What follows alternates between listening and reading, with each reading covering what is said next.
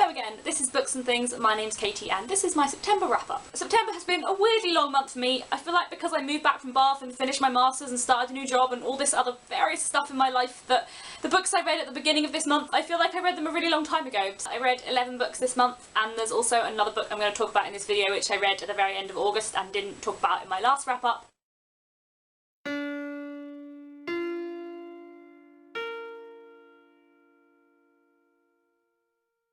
The first book I'm going to talk about is one I read in the last 2 days of August, so after I'd filmed my last wrap-up, but not in September, and that is The Martian by Andy Weir, which you may have heard of. It's been talked about quite a lot at the moment, and there is a film coming out really soon. I think it actually might already be out, but I haven't seen it yet, but it should be good. The book is about an astronaut who gets stranded on Mars after the rest of his team think he's dead and leave the planet without him. The book is split half first person, half third person, the third person narrative being about the people back on Earth and the people that left the astronaut behind, and then the first person narrative is from the perspective of the astronaut on Mars. In general, I preferred the first person sections because he has a very, very distinct narrative voice, which is very, very funny and really just engaging to read or to listen to. I listened to it on audiobook. I think just because of the kind of books I tend to like, I would have preferred a bit more internal reflection on what was happening, but I think that's a reflection on my personal reading taste rather than the book as a whole. The other thing I will say is that some of the science is quite heavy. Like, I didn't always understand all the science, but because I was listening to it on audiobook, I didn't really mind because I just let the science like wash over me. But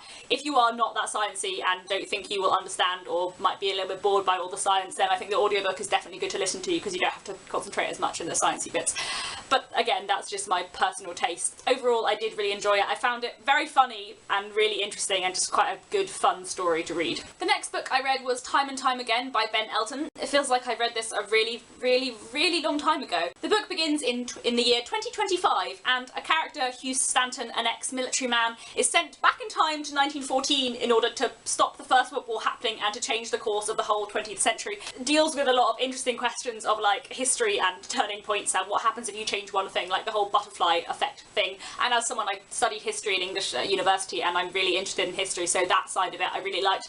Wasn't overly fond of the character of Hugh, and sometimes his interactions with women or like the presentations of female characters in the book weren't that wonderful. Like a book that involves the line, "The girls were right, it was time to man up." It's never going to be like my favourite book of all time, but I did enjoy it. I found it quite fun, and the use of history and of like the butterfly effect and turning points, those kind of themes I found really interesting. I also finished a collection of short stories this month, which was some stories by Catherine Mansfield. I've been reading these for a very, very, very long time. I think I opened this up in May, but because these weren't published as like one collection, I've been kind of dipping in and out. I do really enjoy them. I really love the writing style and the setting. Most of the stories in this book are set and written in the first like 30 years of the 20th century, which I find very, very historically interesting and very literary interesting as well. I really love Catherine Mansfield's writing style, and she has a very deft way of capturing characters, which I really like. Yeah, I really, really enjoyed these stories. I think my favourite one was Bliss, which I just thought was incredible, one of my favourite short stories I've read this year, and it was just really lovely, great collection. On to some other writers of the 20th century. This month I also read Jean Rhys's Good Morning Midnight, which I really thought was wonderful. I really like Jean Rhys. I love Where Sir Go Sea, and I read After Leaving Mr. Mackenzie a few months ago and really enjoyed it. I think it was actually only last month, but time is so slow at the moment. Anyway, it's about a young English woman living in Paris and about her interactions with people. She's not very happy, she's not always that stable. It's just about her trying to like figure out her life, and she's got a bit of a messy past which we slowly find out in bits. I love the way Jean Rhys writes, and I think she has a very good way of capturing what it was like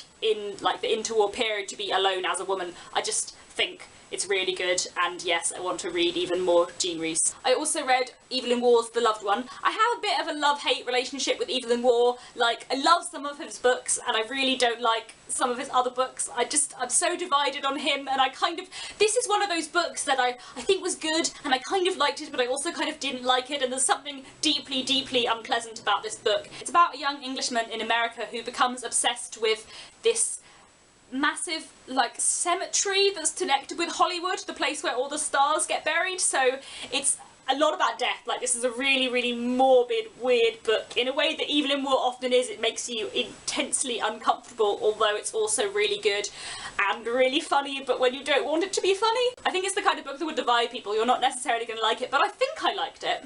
I think I did. I also read The Go-Between by L.P. Hartley. I partly read this because there's been a BBC adaptation of it recently, but I haven't actually watched it yet. But it looked good, which is why I picked this up, because I thought I wanted to watch it and I wanted to read it first, of course.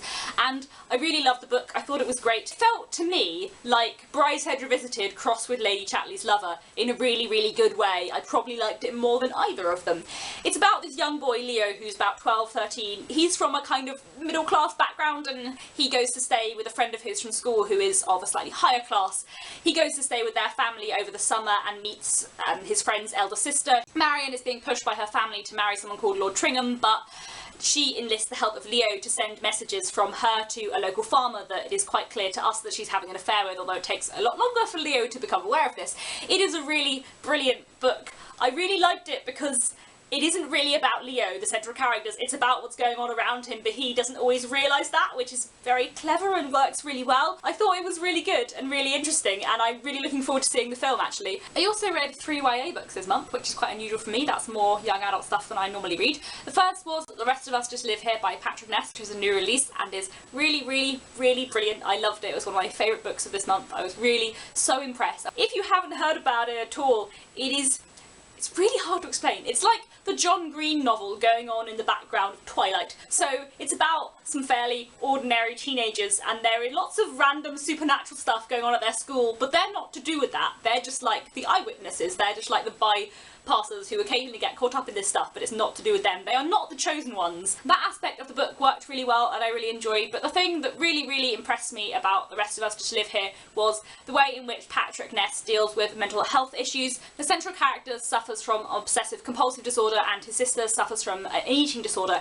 I thought that Patrick Ness just dealt with these issues of mental health just so well and so impressively and subtly, and just, yeah, I was really impressed by that. I also read Ptolemy's Gate, which is the 3rd book in the Bartimaeus trilogy. I really, really enjoyed these series. They're set in a kind of alternate version of London at some point in the 20th century where society is ruled by a group of magicians, like the whole government is magicians, and they summon demons to kind of help them with their running of the country. The books from the beginning are split between 3rd person and 1st person. The 3rd person is, in the 1st book, a character called Nathaniel, who is a magician, and also later another character called Kitty, who is amazing, and I love her and she's brilliant.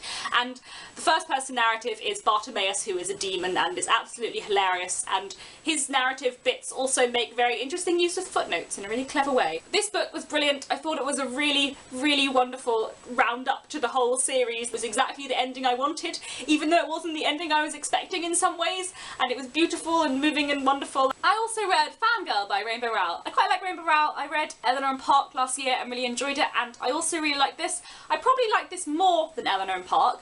One of the issues I had with Eleanor and Park was that although I really liked Eleanor and I really liked Park, all the background characters felt a bit flat, like they were just there for plot points. I felt like the central 2 characters were really well developed, but the rest weren't, which is a trick you often find in love stories that really irritates me. I didn't feel this with Fangirl at all. I felt like all of the characters were much more interesting, which I really liked. The central character, Kath, is 18 years old and has just begun university. She has a twin sister, Ren, who has also gone to the same university as her, but they're kind of been drifting apart. Ren wants to lead her own life and go out and party a lot, which is not what Kath likes at all. What Kath likes is writing fan fiction of a book called the Simon Snow series, which is basically Harry Potter, I think. I did really enjoy Fangirl. I really liked the character of Kath and the characters around her, and I liked how she kind of develops over the book. And finally, the 3 more books I read this month, which were in fact my 3 favourites alongside The Rest of Us Just Live Here. The first was The Lake by Banana Yoshimoto, who I love. I've talked about her before. I love this. I thought it was beautiful and moving. This is possibly one of my favourites by her. I think this may beat Goodbye Kazumi, and it may be like up there with Kitchen in my favourites. A story about a young woman and her relationship with the man that lived next door to her. It's a story about grief and like recovering from tragic incidences in your past, and also a story about art. So she is a mural painter, so she paints on walls for a living, and it kind of, that all ties in with everything.